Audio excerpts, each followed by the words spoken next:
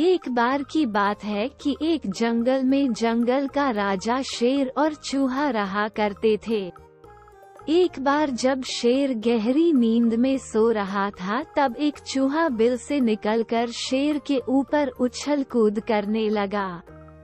चूहे के इस तरह उछल कूद करने से शेर की नींद खुल गई और शेर ने चूहे को पकड़ लिया।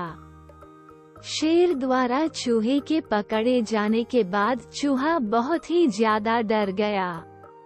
चूहे को डरा देखकर शेर ने कहा कि तुमने मेरी नींद खराब की है, अब मैं तुम्हें खाकर अपनी भूख मिटाऊंगा।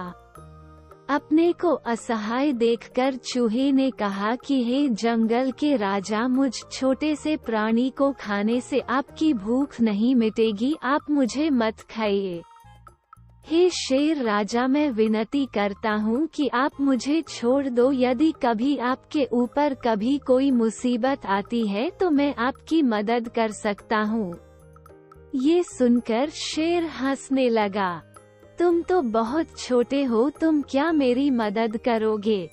तुम्हारे विनती करने पर चलो, आज तो मैं तुम्हें छोड़ देता हूँ, लेकिन अगली बार ऐसा करने पर मैं तुम्हें नहीं छोड़ूंगा। ये कहकर शेर ने चूहे को छोड़ दिया। कुछ दिन के बाद जब शेर खाने की तलाश में जंगल में भटक रहा था, तो तभी शेर एक शिकारी द्वारा फैलाए गए जाल में फंस गया।